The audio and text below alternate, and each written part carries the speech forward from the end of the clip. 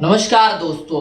कुदरत ने कितनी फुर्सत से बनाया हमारे एनवायरनमेंट को, अभी तक उसकी खूबसूरती को निहार रहे थे। यानी हम एनवायरनमेंट के बारे में ऊपर ऊपर से डिस्कस कर रहे थे। आज हमें क्या डिस्कस करना है कि ऑर्गेनिज्म आपस में और अपने एनवायरनमेंट के साथ कैसे रिलेशन रखते हैं। इन चीजों के बारे में हम बायोलॉजी के जिस ब्रांच में पढ़ते हैं उस ब्रांच का नाम है इकोलॉजी। तो अल्टीमेटली मतलब आज हमें इकोलॉजी के बारे में पढ़ना है। अच्छा, और हमें क्या पढ़ना है, देखो एग्जाम में कई बार रिपीट हुआ है क्वेश्चन, डीम क्या होता है। आज इन शब्दों को सीखेंगे हम। और क्या सीखेंगे हम, लिथोस्फेयर, हाइड्रोस्फेयर, ये जो स्फेयर वाली चीजें इन्हें सीखेंगे। बोलो सर ये तो जियोलॉजी पढ़ा रहे हो, आपको बेसिक जियोलॉजी आनी ही चाहिए। क्यों? क्योंकि अभी आपका यूज इसका बायोलॉजी में होना है। तो कैसे होना है उन चीजों को सीखना। बायोम शब्द होता है, बहुत कंफ्यूजन होती है कि कम्युनिटी बड़ा है या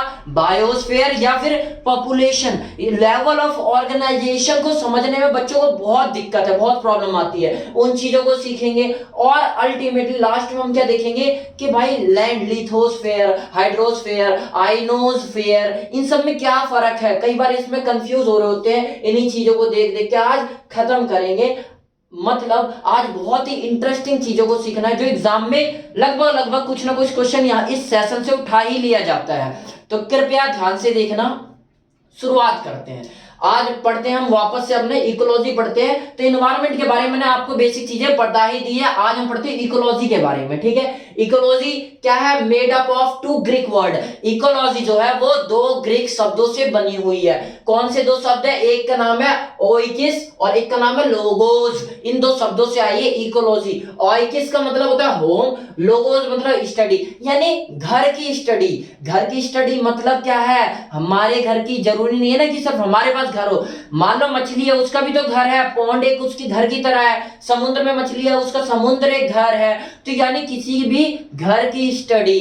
घर की स्टडी मतलब बायोस्फीयर, वो जहां एनवायरनमेंट में रहता है उसकी स्टडी करना ही इकोलॉजी कहलाती है। तो इकोलॉजी क्या है, सिंपली अगर इसकी डेफिनेशन पूछी जाए, इसकी सिंपल भाषा में बोला जाए कि बताओ इकोलॉजी क्या है, तो इसे कैसे बोलेंगे, ब्रांच ऑफ बायोलॉजी। बायोलॉजी की एक ब्रांच है, यानी एक शाखा है जिसमें विच डील्स विद, जो कि डील्स करती है, संबंध रखती है किसके साथ, the relationship among the organism with their environment. Organism का उनके एनवायरनमेंट के साथ क्या रिलेशन है उसके बारे में बायोलॉजी की जिस ब्रांच में हम स्टडी करते हैं उसे हम इकोलॉजी बोलते हैं। अच्छा, आगे बढ़ते हैं। ये जो इकोलॉजी है, इस शब्द को किसने दिया, इस शब्द को the term was coined bye या गिवन बाय, किसने दिया, अर्नेस्ट हैकल। अर्नेस्ट हैकल ने इस शब्द को दिया, किस शब्द को, इकोलॉजी नामक शब्द को। अच्छा, अब देखो फादर ऑफ इकोलॉजी जो है वो एक कंट्रोवर्शियल टॉपिक है, यानी विवादित मुद्दा है। कोई बोलता है ये साइंटिस्ट है, कोई बोलता है वो साइंटिस्ट है। तो हमें क्या करना है, हमें विवाद में नहीं पढ़ना, कंट्रोवर्सी में पढ़ना ही नहीं है। हमें बस अपना क्या कंपटीशन निकालना है। कंपटीशन निकालने के लिए जिस तरीके से पढ़ना है उसी को मैं आपको सिखाने वाला हूं। देखो पहले सीख लो, फिर मैं बताऊंगा कंपटीशन में ये पूछा कैसे जाता है। फादर ऑफ इकोलॉजी का अगर कोई सिंपल पूछ ले फादर ऑफ इकोलॉजी, तो देखो एग्जामिनर जो होता है वो जान रहे होते हैं कि भाई ये कंट्रोवर्शियल टॉपिक है, तो इस तरीके से पूछा जाता है ताकि बच्चे जवाब दे पाए। जैसे चार ऑप्शन दिए होंगे और आपको पता है कि भाई कंट्रोवर्शियल टॉपिक में ये एडविन ऑडम और अलेक्जेंडर वॉन हम्बोल्ट, ये जो है दोनों शब्द क्या है, बच्चों को कंफ्यूजन है क्योंकि ये विवादित है कि भाई ये फादर ऑफ बायोलॉजी है, दूसरा बोलता है ये फादर ऑफ बायोलॉजी है। तो जब कंपटीशन में ये सवाल उतारा जाएगा ना तो पूछा जाएगा फादर ऑफ बायोलॉजी या ecology, sorry father of ecology पूछा जाएगा, तो सिंपल सा आपको चार ऑप्शन दिए होंगे ना, तो चार ऑप्शन में ऐसा हो ही नहीं सकता कि ये नाम और ये नाम दोनों साथ साथ दे दे। वो क्या करेगा, या तो ये नाम बिल्कुल नहीं पाया जाएगा या ये नहीं पाया जाएगा। समझ गए, जिससे हमें कंफ्यूजन रहेगा। हाँ, बच्चे कंट्रोवर्सी में फंसेंगे ही नहीं कि भाई ये है या ये है, दोनों में से एक नाम ही दिया जाएगा। ठीक है, तो बस इतना जानते हैं। फादर ऑफ इकोलॉजी कौन है, अलेक्जेंडर वॉन हैम्बोल्ट। कई बार हम क्या बोलते थे, बिकॉज कई बार ना इसे ना बोल के इसे बोलते फादर ऑफ इकोलॉजी। क्यों? क्योंकि इन्होंने तो मेन मुद्दा समझाया ही था, यानी बहुत सारी चीजें इन्होंने बताई थी। और साइंटिस्ट के मुकाबले, because of contribution of many scientist, और भी साइंटिस्ट थे जिन्होंने चीजों को बताया, लेकिन पहली बार अच्छे तरीके से जिन्होंने बताया, यानी मॉडर्न जमाने में जिन्होंने इकोलॉजी के बारे में अच्छे से समझाया, उनका नाम था एवजीन ऑडम। ये नाम था, आप प्रोनाउंसिएशन पे ध्यान मत दो, जो भी है आप सामने स्पेलिंग देख रहे हो, आप पढ़ सकते हो। अगर पूछा जाए फादर ऑफ इकोलॉजी तो अलेक्जेंडर वॉन हेम्बोल्ट, और अगर पूछ लिया जाए मॉडर्न इकोलॉजी का फादर कौन है, तो मॉडर्न इकोलॉजी का फादर कौन है, यूजीन ऑडम। ठीक है, उसके बाद ये तो कम पूछा जाता है, पूछा मेन क्या जाता है, पूछा जाता है कि इंडियन इकोलॉजी के फादर कौन है। मोस्ट रिपीटेड, सबसे ज्यादा रिपीट यही होता है, ये जो फादर ऑफ इकोलॉजी का जितना भी नाम जितने भी दे रखे उनमें से सबसे ज्यादा क्वेश्चन पूछा जाता है, तो वो यही पूछा जाता है कि इंडियन इकोलॉजी के फादर कौन है, who was the father of Indian ecology. Indian ecology के फादर कौन है, तो उनका नाम है प्रोफेसर रैमिडो मिश्रा। क्या नाम है, रैमडियो मिश्रा, प्रोफेसर रैमडियो मिश्रा।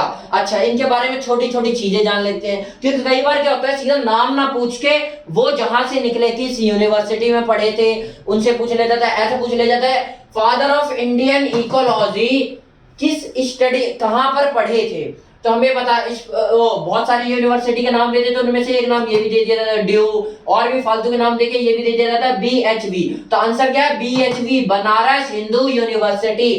तो इंडियन इकोलॉजी के फादर जिनका नाम था रैमडियो मिश्रा, वो कहां पढ़े थे, बीएचवी में पढ़े थे, बीएचयू, यू नहीं है, वी नहीं, यू है, यू मतलब यूनिवर्सिटी। तो कहां पढ़े थे, बनारस हिंदू यूनिवर्सिटी में पढ़े थे। अच्छा, और एक और इंपॉर्टेंट चीज क्या उनके बारे में कि इंपॉर्टेंट मेंबर ऑफ, एक मेंबर थे, कहां के मेंबर थे, ये इंपॉर्टेंट है, the national society for tropical ecology. ये जो एक ऑर्गेनाइजेशन है इसके इंपॉर्टेंट मेंबर रह चुके हैं कौन, रैमडियो मिश्रा, जो कि इंडियन इकोलॉजी के फादर माने जाते हैं। ठीक है, आगे हम पढ़ते हैं, बस वही चीजें लिखिए कि कंट्रोवर्शियल टॉपिक है, but we have to know how to choose correct answer. हमें करेक्ट आंसर जानना है, उसके लिए मैंने आपको फंडा समझा दिया। आगे बढ़ते हैं, level of organisation. Level of organisation का मीनिंग होता है things at higher level being composed of things at the next lower level, यानी इनसे मिलके, ऑर्गेनिज्म से मिलके पॉपुलेशन बनेगी, पॉपुलेशन से मिलके कम्युनिटी, कम्युनिटी से इकोसिस्टम, ऐसे लेवल को हम लेवल ऑफ ऑर्गेनाइजेशन बोलते हैं। तो हम इकोलॉजी में इकोलॉजी का टॉपिक पढ़ रहे हैं, तो अभी लेवल ऑफ ऑर्गेनाइजेशन किसका करेंगे, हम इकोलॉजी में करेंगे। इकोलॉजी में सबसे कम लेवल यानी छोटा लेवल हम किसकी स्टडी कर सकते हैं, ऑर्गेनिज्म की। ठीक है, सबसे छोटा यानी बेसिक लेवल कौन सा है, organism. It is the basic level of ecology. सबसे निचला स्तर कौन सा है इकोलॉजी का, ऑर्गेनिज्म। Also called individual. कई बार लोग इसे ऑर्गेनिज्म ना लिखकर इंडिविजुअल्स लिख देते हैं, इंडिविजुअल लिख देते हैं, तो हमें समझ जाना है दोनों में से कुछ भी नाम रख लो, मतलब सेम है। ऑर्गेनिज्म जब बहुत सारे मिल जाते हैं तो क्या बन जाता है, पॉपुलेशन बन जाती है, उनकी आबादी हो जाती है। तो individual of same Mankind make population. Population किसे कहते हैं, सेम मैनकाइंड, यानी ओनली वन या सेम स्पीशीज होगी, सेम स्पीशीज होनी चाहिए। उनको जब बहुत सारे नंबर में हो जाते हैं तो उन्हें हम पॉपुलेशन बोल देते हैं। उसके बाद आता है कम्युनिटी। कम्युनिटी, तो हमें एक चीज तो फंडा क्लियर हो गया कि पॉपुलेशन पहले बनती है, कम्युनिटी बाद में। अब पॉपुलेशन बहुत सारी हो जाएगी तो क्या हो जाएगा, कम्युनिटी बन जाएगी। तो सीखते क्या है community, growth of different population makes biotic community. कई बार क्या होता है, इकोलॉजी का टॉपिक पढ़ रहे बायोलॉजी में तो इसे बोलते हैं बायोटिक कम्युनिटी। बायोटिक मतलब लिविंग चीजों की। अच्छा, क्या बताया मैंने, growth of different population makes biotic community. Growth होगी जब डिफरेंट, अभी तो एक पॉपुलेशन है, ऐसी और अलग अलग पॉपुलेशन होगी, ग्रोथ ऑफ डिफरेंट पॉपुलेशन, तो ये सारा मिलके क्या बना देगी, मेक्स बायोटिक कम्युनिटी बना देती है, कम्युनिटी बना देती है। कम्युनिटी जैसे पॉन्ड कम्युनिटी। पॉन्ड कम्युनिटी क्या होता है, देखो स्ट्रक्चर से मैंने आपको समझा रखा है। पॉन्ड मतलब तालाब, क्या होता है, तालाब। लिख दूं, पता तो आप बोलो सर ये तो हमें पता है, फिर भी आप लिख लो, कईयों को नहीं पता तो आप पता चल गया होगा। पॉन्ड मतलब तालाब। अब देखो चीजें क्या क्या होती है पॉन्ड के अंदर, आप देख लेते हो, यानी पॉन्ड कैसा दिखता है भाई, पानी होता है सबसे पहले, ये वाटर, ये तो मैंने लिखा ही नहीं, क्या होता है H2O। लिख सकते हैं ना, थोड़ा बहुत तो साइंस के स्टूडेंट है तो इतना तो लिख ही सकते हैं H2O। उसके अलावा ये क्या है, पानी का निचला हिस्सा है, निचला हिस्सा है, जहां पे क्या क्या चीजें पाई जाएगी वो चीज देख लो। देखो प्लांट तो छोटे मोटे पाए जाएंगे, तो इसे एक्वेटिक प्लांट, जलीय पौधे। उसके बाद ऊपर कुछ एल्गीज पाई जाएगी सरफेस पे, उस एल्गी को क्या बोलेंगे, एल्गी है, ठीक है। अच्छा, ग्रीन सी दिखने वाली काई टाइप की होती है उसे एल्गी बोलते हैं। उसके अलावा क्या पाई जाएगी, ऑक्सीजन पाई होगी, प्रेजेंट होती है पानी में, तभी तो मछली को ऑक्सीजन चाहिए होती है, तो ये पानी में प्रेजेंट होगी कम मात्रा में। और क्या होगी, मछलियां प्रेजेंट होंगी, रॉक प्रेजेंट होंगे, पत्थर, यानी तालाब में क्या क्या होगा वही स्ट्रक्चर दिखा रहा हूं मैं। और माइक्रोब्स पाए जाएंगे बहुत सारे, छोटे छोटे सूक्ष्म सूक्ष्म जीव पाए जाएंगे, माइक्रोब्स। उसके अलावा प्लास्टिक। अब मैंने प्लास्टिक बोलो सर प्लास्टिक क्यों दिखा रहे हो, प्लास्टिक दिखाने पड़ेगी यार, इंसान ने बना ही इस टाइप का दिया हमारे एनवायरनमेंट कि तालाब में भी प्लास्टिक डाल रखी है, तो प्लास्टिक के बिना कहाँ जीवन है, तो ये प्लास्टिक। तो इस टाइप का इकोसिस्टम क्या है, ये पॉन्ड इकोसिस्टम है, ठीक है, पॉन्ड इकोसिस्टम या पॉन्ड कम्युनिटी। अब देखो कम्युनिटी के बाद हम सीखते हैं इकोसिस्टम क्या है। इकोसिस्टम क्या है, biotic community along with their physical environment. समझा बात को मैंने क्या बोला, कम्युनिटी क्या थी अभी तक, देखो कम्युनिटी क्या थी कि सिर्फ ये मछलियां और फालतू की चीजें जो मिल मिल के, और बहुत सारी मछलियां मिल गई अलग अलग टाइप की, तो एक कम्युनिटी बना ली। उसके बाद उसके फिजिकल एनवायरनमेंट, कितनी लाइटनिंग पड़ रही है, कितना टेम्परेचर है, ये सब क्या बना देगी, ये सब मिलके फॉर्म कर देगी एक इकोसिस्टम। तो ठीक है, इतना समझ में आया होगा। लाइट चली गई तो इसका सेशन बाद में कवर करते हैं, बस छोटा सा पार्ट रह जाएगा, वो बाद में भी करवा दूंगा। आई होप आपको इतना समझ में आया होगा। नमस्कार।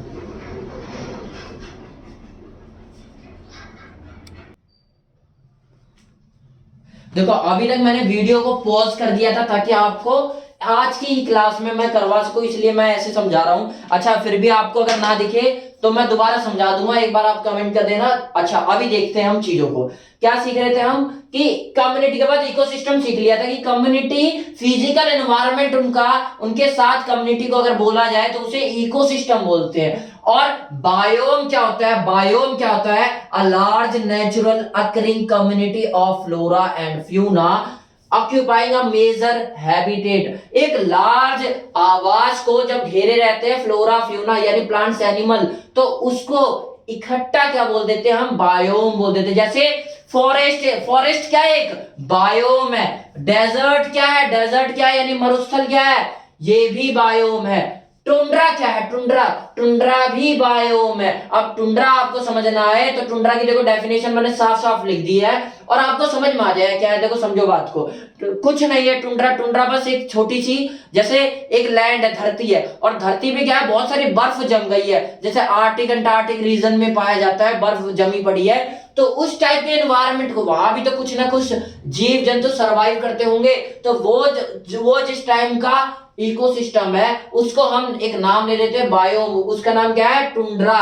अच्छा टुंड्रा क्या है, आप देखो डेफिनेशन पढ़ लो, the large flat arctic region, एक बड़ा flat arctic region of northern Europe, Asia, North America, where no trees grow, जैसे जहां पर कोई पेड़ पौधे ग्रो नहीं होते, and the soil below the surface of ground is always frozen, जो सरफेस ऑफ ग्राउंड, ग्राउंड की जो सरफेस है उसके नीचे मिट्टी है वो हमेशा जमी रहती है, ऑलवेज फ्रोजन। तो आई होप आपको समझ में आएगा। टुंड्रा का मतलब क्या है, टुंड्रा का मतलब सिंपल सा है कि वो जमीन जो बर्फ से ढकी हो, तो वहां का जो इकोसिस्टम होता है उसे बायोम नाम दे देते हैं, ठीक है। उसके बाद पढ़ते हैं हम बायोस्फीयर।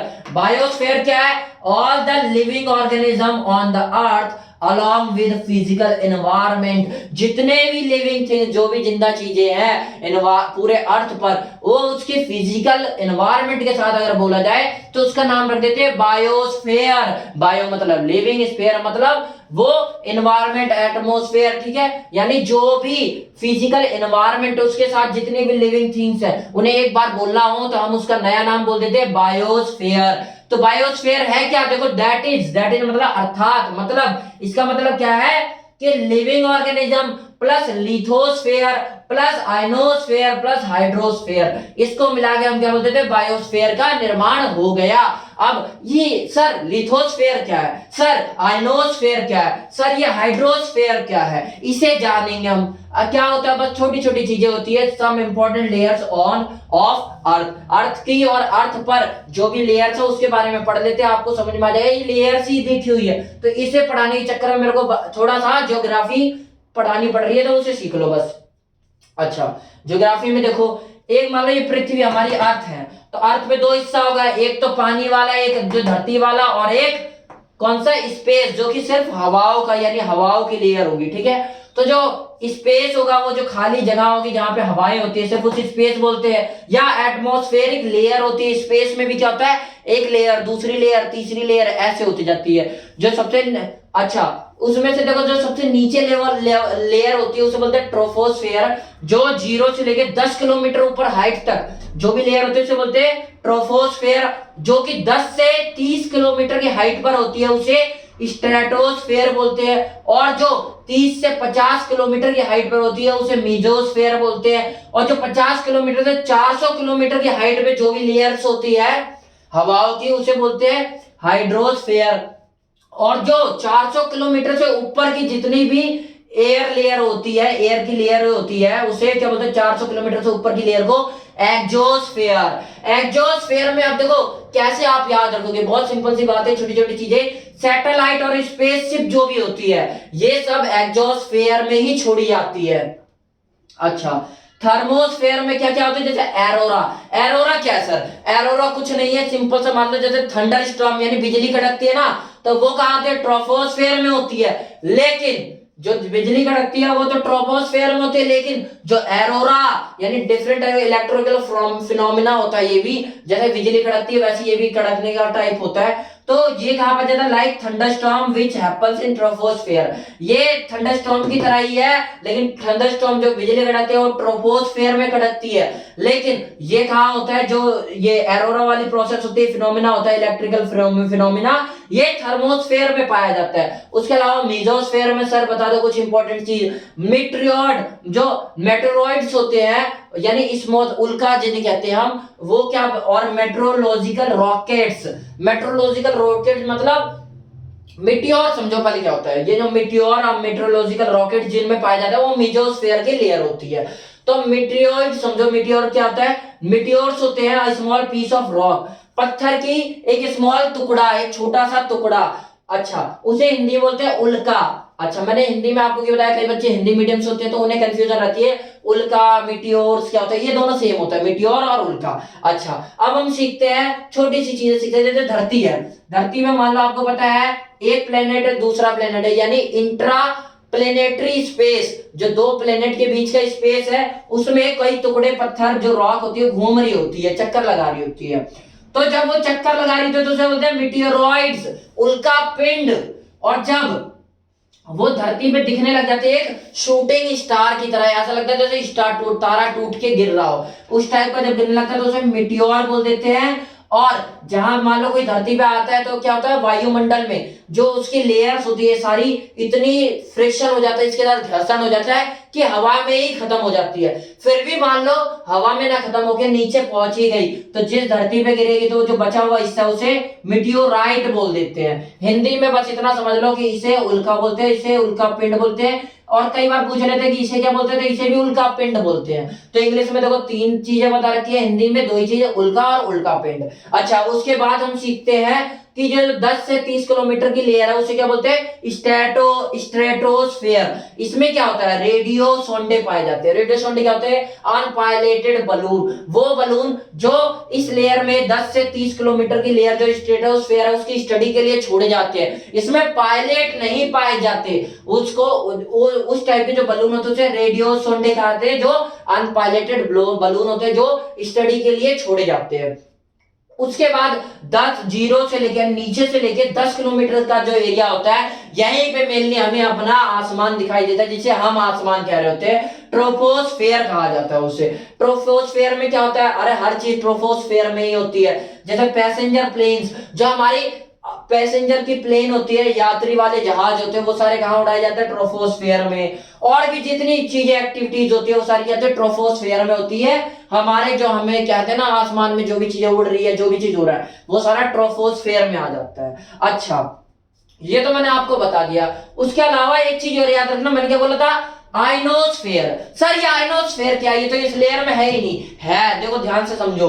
ये जो देखो 30 से 50 किलोमीटर, लेकिन इसके अंदर तो आ गया 48 किलोमीटर, यानी मीजोस्फेयर का कुछ हिस्सा से लेके ऊपर तक, कहां तक? 965 किलोमीटर तक। 48 किलोमीटर से लेके 965 किलोमीटर तक का जो स्फेयर होता है उसे आइनोस्फेयर बोला जाता है।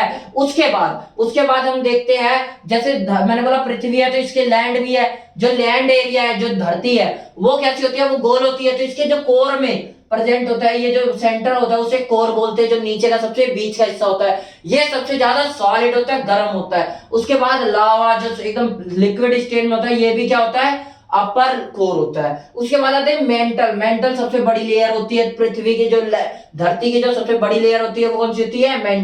मेंटल भी ऐसी होगी, एक ऊपर वाली, नीचे वाली। ऊपर वाली को हम अपर लेयर बोल देते हैं और अपर मेंटल बोल देते हैं, और नीचे वाली लेयर को क्या बोलते हैं? लोअर मेंटल बोल देते हैं, नीचे वाली मेंटल को। ठीक है। उसके बाद आता है क्रस्ट मतलब ऊपरी सतह। ऊपरी सतह में भी क्रस्ट पूरा ही नहीं होता, उसमें कुछ हिस्सा ऊपर का होता है, कुछ नीचे का होता है। जो हमारे देखो क्रस्ट में जो सबसे ऊपर की लेयर होगी, ये भी क्रस्ट का ही पार्ट है, उसे मिट्टी बोलेंगे। लैंड ऑफ अर्थ, जहां हम रहते हैं, और जहां हम रहते हैं उसका एक क्रस्ट का नया नाम दे देते हैं। ऊपर वाली क्रस्ट को लिथोस्फेयर, नीचे वाली क्रस्ट का भी एक नाम होता है जिसे आपको जानना नहीं है, बस जानने वाली चीज को याद रखो कि जो स्थल मंडल, जो नीचे वाली लेयर होती है उसे बोलते हैं लिथोस्फेयर। अपर मोस्ट सॉलिड यानी ऊपर का सबसे ऊपरी सॉलिड है उसे लिथोस्फेयर बोल देते हैं। ऐसी लिथोस्फेयर भाई आर्टिक एंटार्क्टिक रीजन में भी होता है, जहां पे बर्फ जमी रहती है। तो उस रीजन में की जो लेयर होती है, तो वहां पे भी तो कोई एटमोस्फेयर पाया जाएगा, वहां का भी तो कोई इन्वायरमेंट होगा।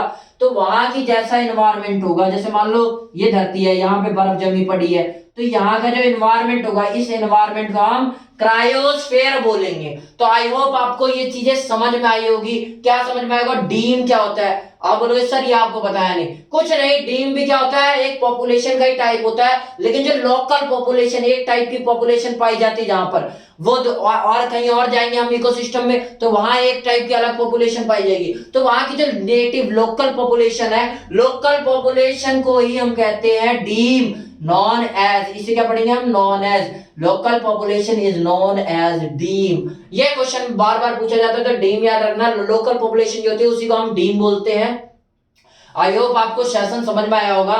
सॉरी अगर आपको इनकन्वीनियंस लगा, मेरे को पता है सुविधा तो आपको ही होगी, लेकिन क्या करें यार, लाइट चली गई और हमारे पास इतनी फैसिलिटी नहीं है कि एक और इन्वर्टर से कुछ चला दे। तो जैसे तैसे आपको कवर करवाना था आज की सेशन में, तो मैंने आपको कवर करवा दिया। आज हमने इकोलॉजी के बेसिक चीजों को जाना है, अब थोड़े और एडवांस लेवल पे चल के जानेंगे। एडवांस का मतलब सर ये मतलब बिल्कुल नहीं है कि जो आज मैंने पढ़ाया वो काम का नहीं है, वो भी काम का है। अब थोड़ी सी कॉम्प्लेक्सिटी बढ़ती जाएगी इन चैप्टर में, लेकिन आपको कॉम्प्लेक्स बिल्कुल नहीं लगेगा ये चैप्टर, ये मैं कहता हूं। बस आपको ध्यान से देखते जाना है। आज का सेशन यही खत्म करते हैं। नमस्कार।